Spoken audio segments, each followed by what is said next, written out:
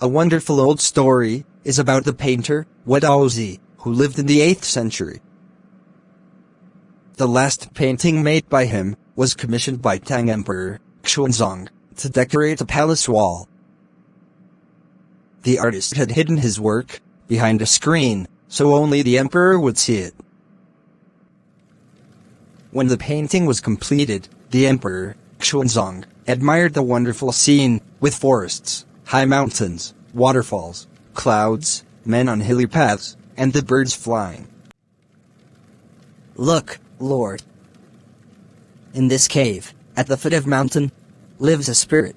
The master clapped his hands. The entrance of the cave opened.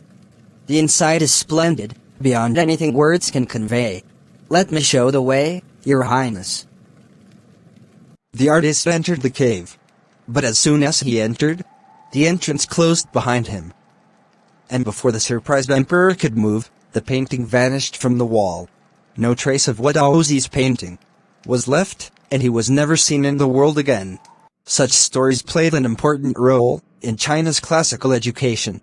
The books of Confucius and Zhengzi are full of such stories. The books helped the master to guide his disciple in the right direction. Beyond the anecdote. Anecdote means a short story. Beyond the anecdote, the books are revealing the importance of art. There is also another story like this. It's about a painter who would paint dragons. But he would not draw the eye of the dragon, as he was afraid that it would fly out of the painting. Thus, in Chinese paintings, the art is an essence of inner life and spirit. Now contrast these two stories with a story from Flanders, which represents Western painting.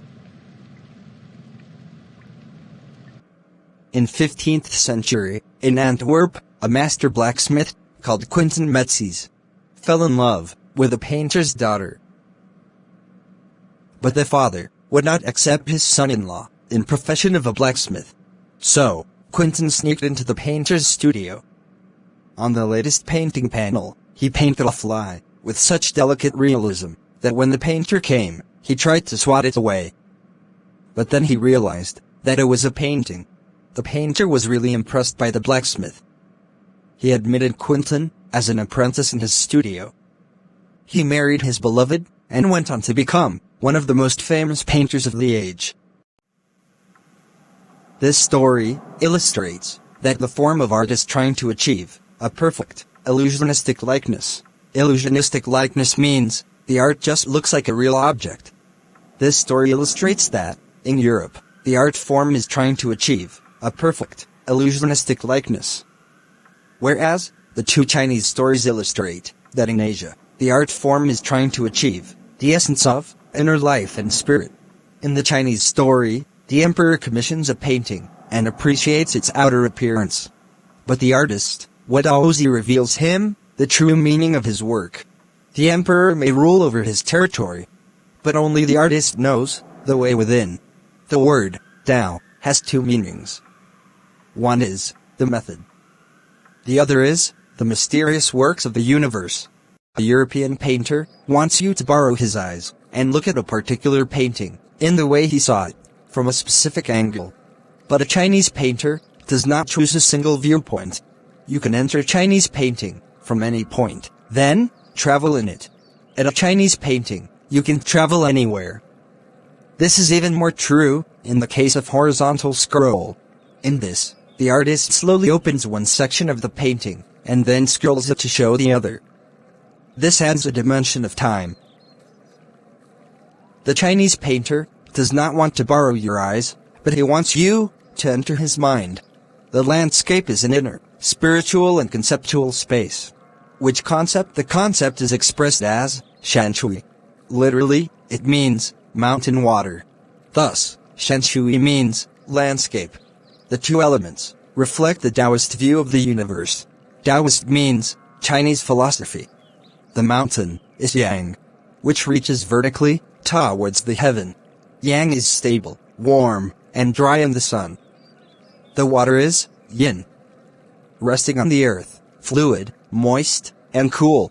Yang is masculine, and yin is feminine. Both are complementary to each other. The interaction of yin and yang is fundamental notion of Taoism. What is often ignored is the third element, the middle void. Void means nothing, zero. It is the place where the interaction of mountain and water takes place. This can be compared to the yogic practice, pranayama. Breathe in, retain, and breathe out. The pause in breath is the middle void, where meditation occurs. The middle void is essential. Nothing can happen without it.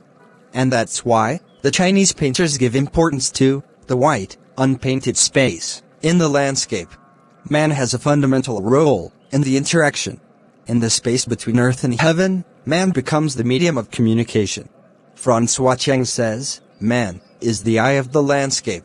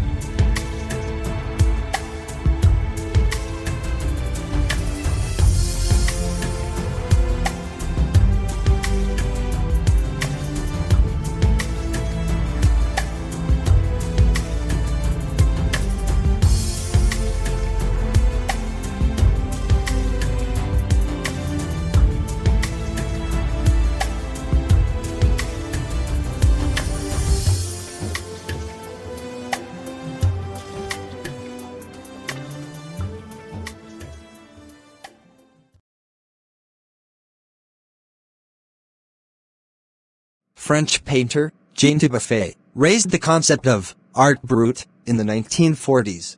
Art brut is a French term, which means raw art. The art, which is made by the untrained people. This art form does not follow the rules of formal art. Thus, this is outsider art. Outsider art has become the fastest growing area of interest in art internationally. This art is the art of those who have no right to be artists because they have received no formal training, but they show talent. Their art is a contrast to the mainstream. When Buffet was suggesting his concept in India, an untutored genius was creating a paradise. That genius cleared a small patch of jungle to make a garden, sculpted with stone and recycled materials. The garden is known today as the Rock Garden at Chandigarh. The genius was an 80-year-old Indian, Nek Chand. He is the biggest Indian contributor to outsider art. The 50th issue of Raw Vision, a magazine, leader in outsider art publications, features Nek Chand and his sculpture, Women by the Waterfall, on its anniversary issue's cover. The notion of art brut, or raw art, was of works that were in their raw state, regarding cultural and artistic influences. Anything and everything, from a tin, to a sink, to a broken car, could be the material of work of art. This is what Nek Chand has taken to dizzying heights. The Swiss Commission for UNESCO recognized his art as an outstanding testimony of the difference a single man can make when he lives his dream. Testimony means demonstration. The commission honored him by displaying his works in Europe. The 5-month interactive show, Realm of Nek Chand, which began in October 2005, was held at museums in Switzerland, Belgium, France, and Italy. Nek Chand says, "The biggest reward for me is walking through the garden and seeing people enjoy my creation.